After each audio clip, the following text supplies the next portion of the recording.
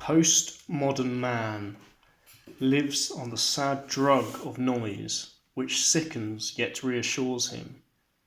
He gets drunk on noise to deny reality, to anaesthetize his own atheism. His eyes are sick, intoxicated. They can no longer close. They're red from the flickering screens of a brightly lit prison. They're battered by the dictatorship of the image, whether visual or sonic. That's a snippet from a very interesting article in the Catholic magazine, Crisis magazine, written by a lady called Julia Meloni back on May the 5th, 2017.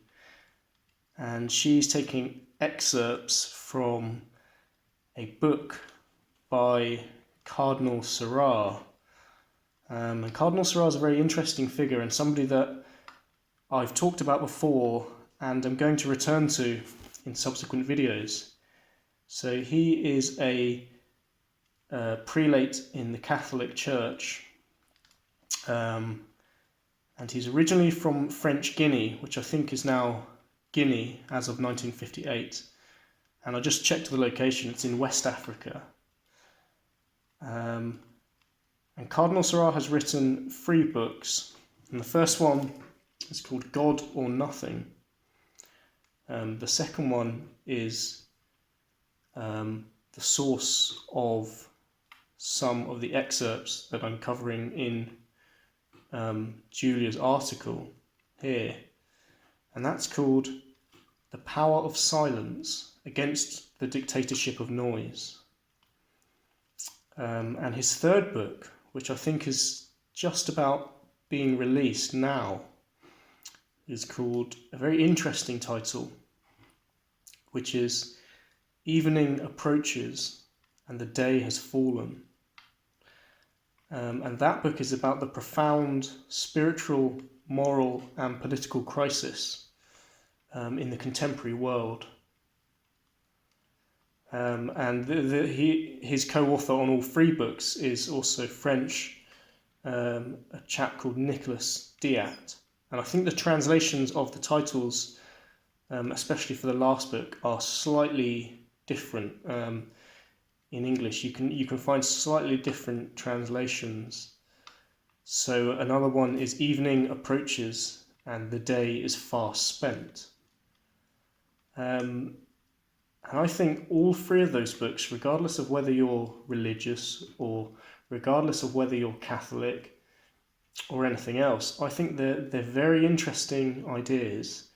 And I've yet to read either of the 3, but I just thought it would be useful to discuss the power of silence. So I'll read some more from this article, which variously quotes Cardinal Sarah in different places. Our eyes no longer find restful areas of darkness, and our consciences can no longer recognize sin. In a world that is drunk on speaking, certain priests speak again and again just to hear the media re-echo their deconstructive ineptitudes. Ineptitudes. God or nothing, silence or noise. The link between noise and nihilism is haunting. In killing silence, man assassinates God. So the power of silence transports us to the physical or interior desert. There, facing hunger, thirst, and spiritual combat, we pursue the blazing arid work of silent asceticism. Silence impels us towards an unknown land, that is God. The strongest act in the struggle against evil, the struggle out of postmodernity's gaping, godless, raucous pit of darkness. Now, because I'm reading an article, there's a mixture of the author's writing and the quotes from Cardinal Sarah. So I think that's a really interesting articulation of the importance of silence. And I'm quite excited to actually read the full book. And the reason I'm talking about this is I think this is an essential idea, and something that we are suffering from. And again, it doesn't matter whether you're religious or whether you have a particular dogma or view of the world. All of us are human beings with a kind of innate sense of dignity. And I, for one, certainly am feeling this kind of relentless, corrosive pressure of noise. And I'm conscious of the fact that here I am talking about silence. But I do think it's a very valuable idea that's worth exploring, and especially all the more so for people that aren't religious, because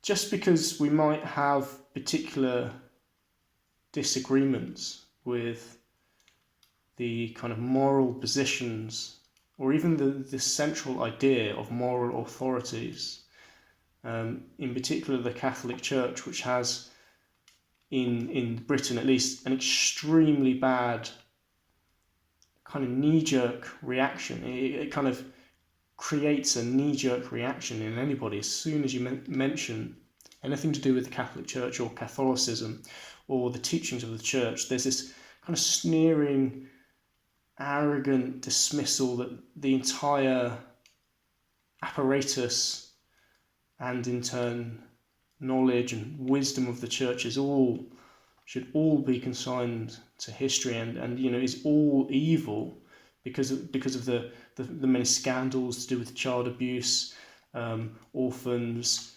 and various effects of the moral framework. But I think that's very naive, because what we haven't got is a very good replacement, and that's something that Nietzsche pretty much foresaw with the decline of Christianity in the West, principally, and the lack of a sound replacement. And his kind of famous quote of God is dead and we have killed him, in I think the book Thus Spoke Zarathustra.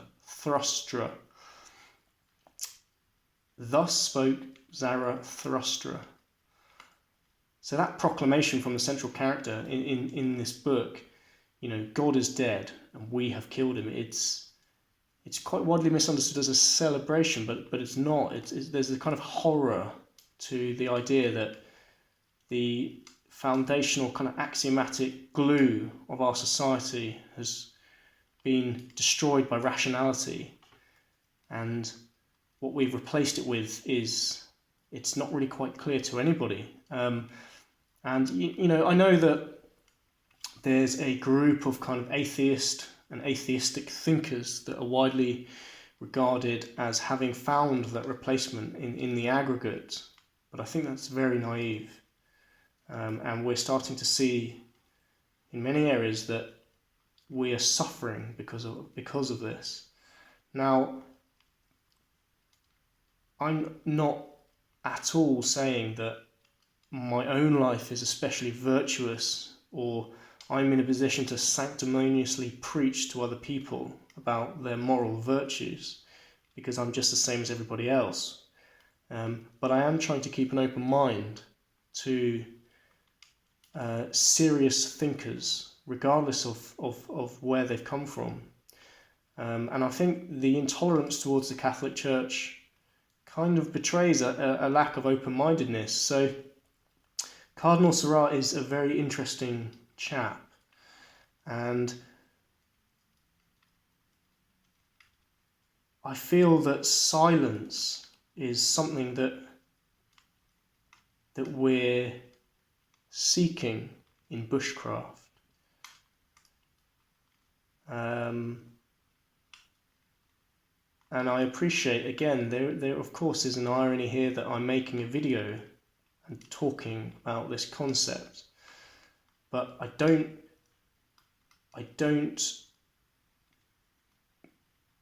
let that kind of take over from the practice of bushcraft. So it is true that we will make small videos here and there, but we need to be very protective of the basic purpose and the value of the immersion in silence when we're just away from the kind of agitations of the modern world. And there's real value in that. And I think, especially for men, where this paradigm of feeling and speaking about your feelings all the time and being vulnerable and, you know, regurgitating platitudes from Brené Brown's work on vulnerability and so on, I don't think that's nourishing for us as men. I think we need to be able to be kind of restoring ourselves in quiet doing. And I think that there's an unspoken understanding between most men, masculine men, that we don't need to sort of be too abstract and talk all the time about things to one another. And sometimes the resolution of difficult things and kind of emotional burdens and the pressures of being a man in the modern age, you know, whether you have a family or just a girlfriend, or, you know, whether you're just trying to find either, you know, and all the other kind of issues that you naturally come across that everybody does in their day-to-day life. I think those kind of look after themselves when you're just kind of in the moment and preoccupied with doing, and you cannot bring full attention to that when you're constantly distracted and bombarded with noise, even if it's very subtle, kind of chronic, low resolution noise and digital distraction. I think that undermines the whole project at hand. And to talk of bonding between men is very awkward, and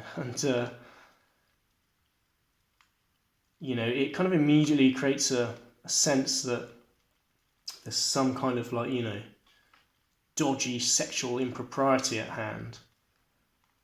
But I think that's just a kind of issue with the word bonding and the fact that, you know, you have sort of sister word of bondage and so on. But true bonding really is about